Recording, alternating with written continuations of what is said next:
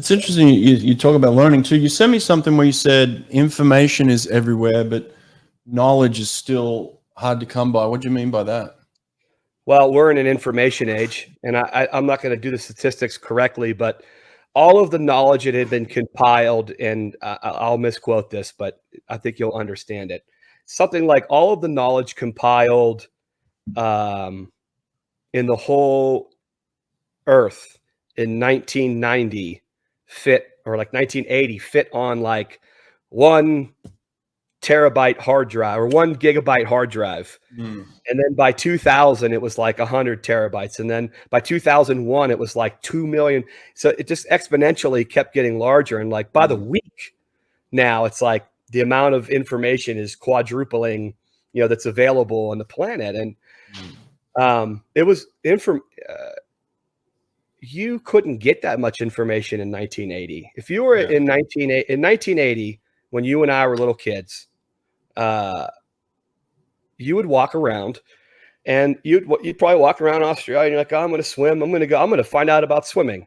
And your parents are like, well, who do I go to? And like, just so happens that Forbes Carlisle's right over here. And he's like, come on over here, Brett, and I'm going to teach you about swimming. And you're like, okay. And Forbes Carlisle's now your coach, and you're getting all your information. Your parents are like, dang, I need to get information. I'm going to go over to this other Fast Kids parent and ask them in our neighborhood what they're doing. They're like, well, we listen to Forbes. I'm like, okay, listen to Forbes. Where else can you get some information? I don't know. Go to the library. And you go to the library, there's a book. It's written by Don Talbot. And you're like, okay, let me read this Don Talbot book. Okay, this is really cool. And then that's your information, man.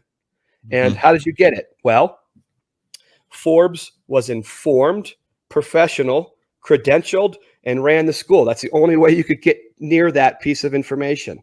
And then when you went to the library, you had to get a book that was published, which means it had to be edited, vetted, and the person had to be motivated to put that piece of information into a book form. And the library had to decide it was worth reading, and they put it in their shelf. So when you read it, there was a pretty good chance that that was knowledge and not just information. But now we live in an era where if you want to learn about swimming, the first thing a parent does is Google swimming where I am. And the laundry list of, half-ass bloggers, keyboard cowboy coaches, 2 years of experience, buy my product for $9.99. It's everywhere. And it's masquerading as knowledge. That's information masqueraded as knowledge. Well said, mate. I need to clip that. Damn, that was one of the best clips we've had here. Look at that. I like that.